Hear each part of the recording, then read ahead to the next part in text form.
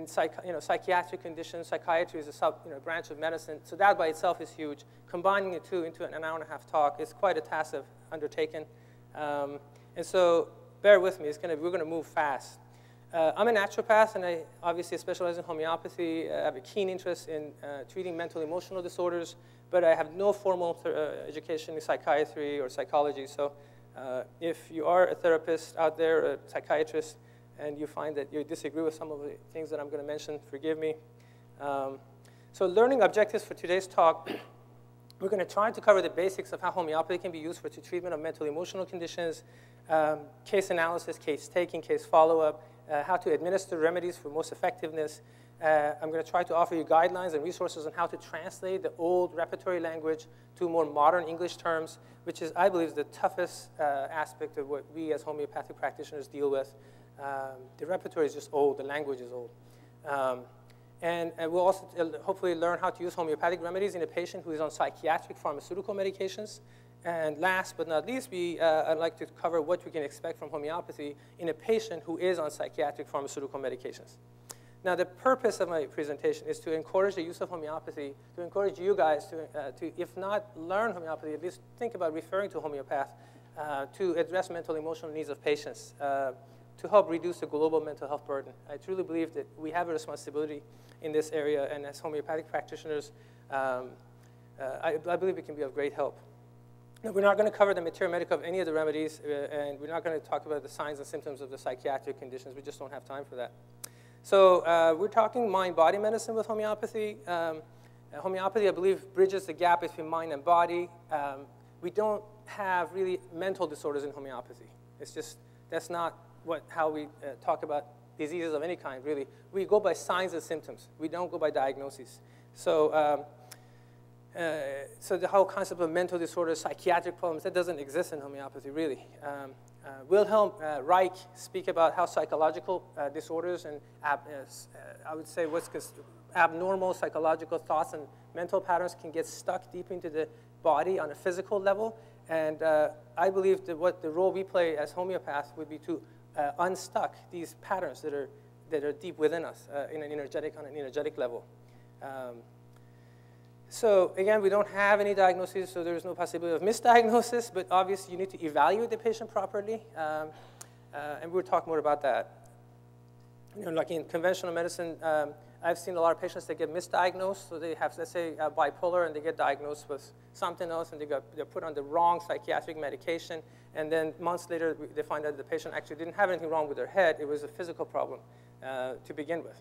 So that sort of thing we can prevent in homeopathy. We can prevent the possibility of that sort of mistake happening. I think it's important to start out with the definition of health. George Vitoka is probably one of the most famous homeopaths I know.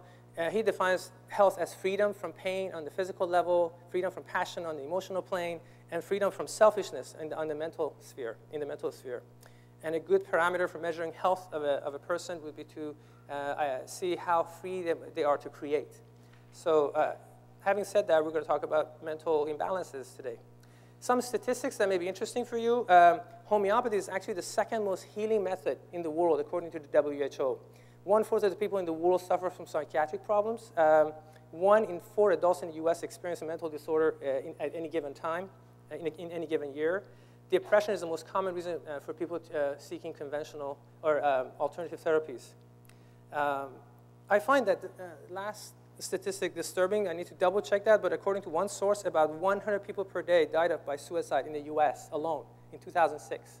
I mean, that's 100 people. And I really believe we can help change that with homeopathy. The situation is really dismal when it comes to how much governments and institutions invest in mental health care.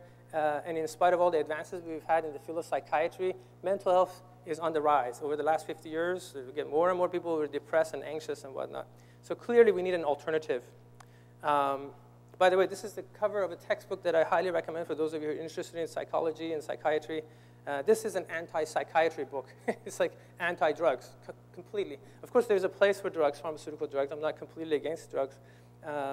But this is quite a book to read, written by 60 professionals in the field throughout the globe. So CAM therapies to address mental health care. Homeopathy is one of the most popular camp therapies, and it's used extensively again. However, we're chronically short of resources, both human and financial, throughout the world. So I hope that we, as naturopathic physicians and homeopathic practitioners, will help promote homeopathy among our colleagues. Benefits of homeopathy, I honestly could go on forever talking about benefits of it, but those are the few things I just thought about really quick off the cuff. Curing diseases or imbalances versus palliating is one thing we pride ourselves with. We are not always able to cure, but we certainly try, and oftentimes we do.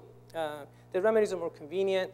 They last weeks to months versus hours. Like, you take a drug, at the most, it might last 24 hours. These remedies, you give it high potency, single remedy high potency, the effect is typically a month. So they taste good. Kids even like the taste of sugar pills. And they're convenient and far less expensive. The remedies go far beyond just helping a person not feel depressed. Let's say if you just take antidepressants, of all the psychiatric drugs, let's just take antidepressants. They usually, at the very best, I believe, from what I've seen, they provide psychic indifference, numbness. They numb the patient. Whereas with homeopathy, we're not just talking about numbing the person so they don't feel the depression. We're talking about true transformation and joy. I mean, these remedies really bring about joy in people, as you will see in some of the videos. So some history really briefly. Hahnemann obviously was a person who is known to have created homeopathy 200 years ago. Well, let me talk about this before we go to Hahnemann. Homeopathy is the first medical modality to systematically study the psychological effects of medicines. Homeopaths, for 200 years, they've gathered careful data, meticulous data on mental, physical symptoms of patients that they have done studies on. Hahnemann spoke about how you can't really provide that deep emotional shift in patients by frequent doses of these powerful pharmaceutical medications. So he clearly was against pharmaceutical drugs. He obviously didn't like to use the word mental diseases. He talked about mental symptoms of the whole person. He referred to the mentally ill as unfortunate beings who possess a clouded spirit. By some people, he's considered to be a precursor in psychosomatics. He talks about mental symptoms as being the most important symptoms among all the symptoms that a person could have. So he clearly put a lot of emphasis on the mental, emotional symptoms, as hopefully we all do as homeopathic practitioners. I ordered this book from Europe as one of the resources I used to prepare this talk. And this old homeopath referred to mental disorders as psychical disorders. And he divided the two types of mental, emotional problems to derangements of feelings versus intellect. And I would believe that the derangements of feelings would equate to the modern term psychological disorders, and the other one would be psychiatric disorders. So it's funny, in these old books, the vocabulary is just different. Here's a more modern doctor, MD, PhD, Dr. Iris Bell, that I respect greatly. In her book, she talks about there's no mental illness per se, like I mentioned earlier, in homeopathy. She just says basically mental disorders are an illness of a deeply deranged vital force. So that's the homeopathic view on mental disorders. Deeply deranged vital force. Makes sense to me. There obviously could be numerous causes for mental emotional disorders, and I believe as naturopathic physicians, we have the privilege of being able to identify some of these as opposed to other practitioners. Let's say if you just did pure homeopathy and didn't really look at things from a naturopathic perspective, you might miss on some of these. You may not have time to talk about it. You may not even be well-versed in addressing some of these. So poor lifestyle and diet, obviously. In my opinion, lack of mission and purpose is huge. A lot of my depressed patients, they just don't seem like they have a mission. They don't feel that sense of mission. And according to a study by Myers, religiously active people reported greater happiness. Not to promote religion, but I believe that religious, spiritual aspect that you could have, it seems to really help people feel happier. Dehydration under diet, I just want to point out dehydration is huge. I've seen so many people with severe depression that came into my office, and I could tell they were dehydrated by just looking at their facial skin. Their lips were dry, their skin was dry, and I just recommended that drink 3-4 glasses of water in the office, and their mood improved by 50%. And I've seen that enough times. It's striking how it's a very, very important aspect of helping the mind. Just don't forget about the basics like water and sleep. Genetic disorders is another possibility. Drug problems like drug overdose, drug withdrawal, drug side effects, drug-drug interactions, nutritional deficiency like zinc, or nutritional excesses like too much zinc and copper can cause mental problems. Neurotransmitter imbalances, which hopefully you know about, Toxicity is a huge subject. Unfortunately, a lot of homeopaths don't talk about toxicity. From what I know, professional, high-quality homeopaths, they just don't get into this because it's just not what they do. But I believe as I practice a lot of naturopathic medicine too. I'm not just a homeopath. And I've seen when I detoxify people, their mood improves. It's not too uncommon for me to see that they come back a lot happier just by 1 month of a good naturopathic detox. I believe that detox allows the remedy to go in deeper.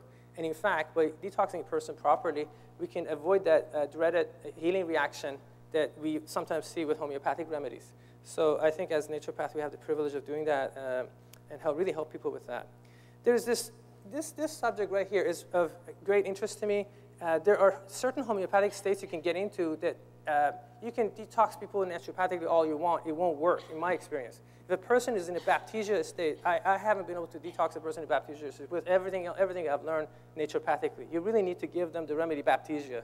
So it's amazing how if you practice homeopathy, you see all these things that you wouldn't otherwise. Like that baptisia level of toxicity is so deep-seated. Everything about them smells. There's urine, there's stools, mouth, sweat. They are just highly toxic. So if you get a patient that is really smelly all over, everything about them smells, look up baptisia, see if they have all the other keynotes. And if they do, just give them baptisia. That's way more powerful than detoxifying them with herbs. And even unda numbers don't really help them that much if they're in a baptisia. So lycopodium, on the other hand, you can detox them with by naturopathic means, but not baptisia. Some other remedies, you really have to give them that single remedy. Hormonal imbalances are really big. Birth control pills, I've seen a lot of ladies with birth control pills that come in depressed. You got to get them off of birth control pills. Don't try to fix them with giving them single remedies. You got to first remove that obstacle to cure. So huge, huge problem, birth control pills. I have a whole page on my website, drsharif.com, where I talk about how ladies should just not be put on those horse hormones. Antidepressants can cause depression. The closest I think we come to that in homeopathy is give a person, say, Oram when they're not Oram. And once in my 10 years of practice, I've done that, and the person became depressed. Literally within hours later, Oram 30C caused depression. So that's the only situation where I feel like we as homeopaths might make a person depressed. Otherwise, I don't remember ever making a person depressed in my practice.